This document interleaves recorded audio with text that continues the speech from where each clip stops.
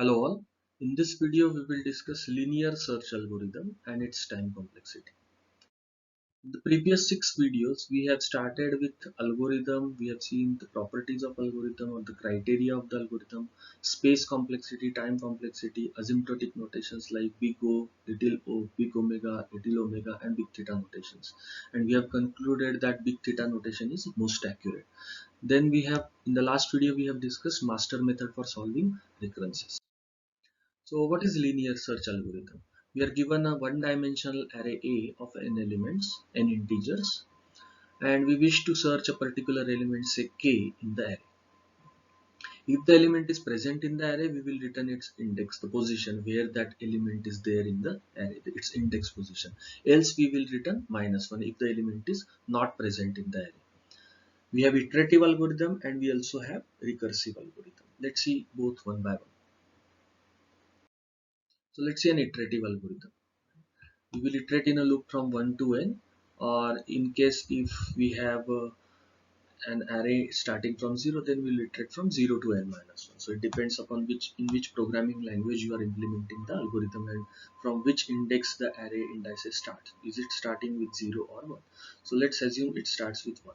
So I assigns 1 to n2, so we'll iterate in a loop from 1 to n, and we will check if a of I is equal to k, that element which we are searching for in that array of n elements. We return the index position of that element, and in case if the element is not found, then this if condition will never be true. Eventually this for loop will be eventually false and will come out of the loop, and we will return -1. So if the element is present in the array, sooner or later this if condition will be true and will return the index position. If the element is not present in the array, then eventually will come out of the for loop with, because this if condition will never be true, and we will return -1. Okay. Let's see a recursive version of the same algorithm. If there are no elements in the array, we will return -1. Right? If no elements are present in the array, we will return -1. Otherwise, we will check whether the element which we are searching is indeed the a of n, the last element of the array. If so, we will return n. We will return the index position of the array, index position of that element within the array. And if this condition is false, means there are some elements in the array. If the element is not the last element of the array, then what we are going to do? We are going to call the same algorithm again on input size n-1. So we'll reduce the size of array by 1, and we will call the same function again for subscript n-1. Right, so it will start checking from the last element and it will eventually come to the first element. If the element is found, eventually we return its index position, otherwise we return -1 for error case. So let's see the time complexity of iterative version of the algorithm. Right. So we have to compute the step count for every statement. So we know that this is what we have. The first for this for loop will execute n plus 1 times in worst case. So we are talking about worst case time complexity. So maximum amount of time taken by the algorithm would be the case where the element is not found in the array, right? So in that case the for loop will execute n plus 1 times in the worst case. If this condition is this condition will be tested n times, because this condition is within the loop will run n times, so if condition will be tested n times. If the element is found, we are the return I statement will get executed, otherwise the statement will not get executed. In worst case, this return I statement will never get executed. Return -1 statement will get executed in worst case when the element is not found. So that's one. And if the element is found, then return -1 will not get executed. In worst case, we can assume that return I statement will not get executed at all, and return -1 statement will get executed once. But doesn't matter what happens, either this will execute or this will execute. So one of the two statements will execute. So the total step count in worst case would be 2n plus 1. Why 2n plus 1? This is n plus n to n, and this is 1, and then one of these two conditions are true. So in worst case, only return -1 will be true. So 2n plus 1 is the worst case. We know what to do. Ignore constants, ignore coefficients, and the time complexity is big theta of n.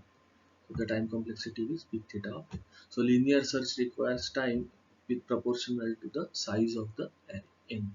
Okay, size of the array with n elements. Let's see how we can compute time complexity of a linear search algorithm in recursive case. So this is the algorithm we have, right? This is the algorithm we have. So you see, if n is less than or equal to 0, if there are no elements in the array, then only two statements run. This if condition is tested and you return -1. So instead of writing 2, which is a constant figure, here on we will be using a as a constant. So a is a constant term, right? Only two statements will run in this case. So here in this case a happens to be 2, but a need not always be 2. It is a some constant value, right? A is a constant value which is not dependent on size of the array or size or the value of n. If n is greater than 0, if n is greater than 0, then what we do? We check this condition, which is false. We check this condition, which is also false in worst case, because we assume that the element is not present in the array. So this condition will always be false. So we are making two comparisons, and finally we are returning. So for performing two comparisons and returning, we need some constant amount of time. So that is say b.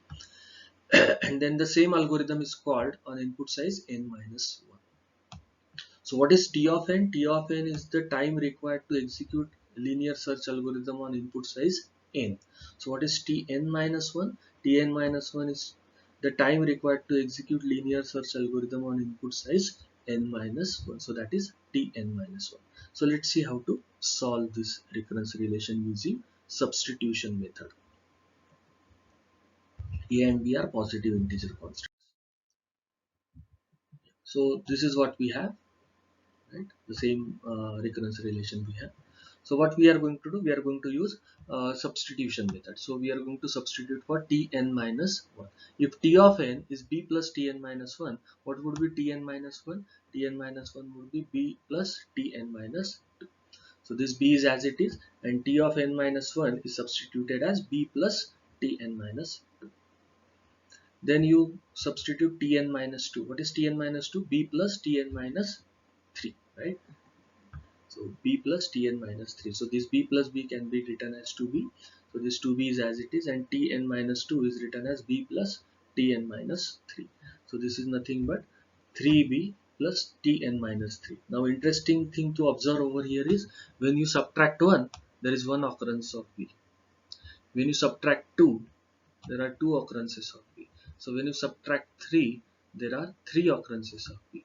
Likewise, if you subtract n minus n, then you will have n occurrences of b. So it is nb plus Tn minus n. Right? Nb can always be written as bn, and Tn minus n is n minus n is 0, so t of 0. So b of n plus t of 0 we have. Okay. Now what is t of 0? T of 0, when the input to this t function is 0, the output is a.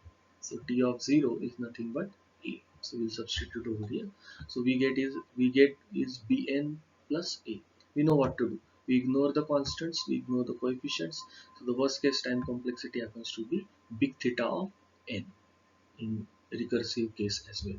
So linear search algorithm requires time with proportional to the size of array, right? Size of the array n.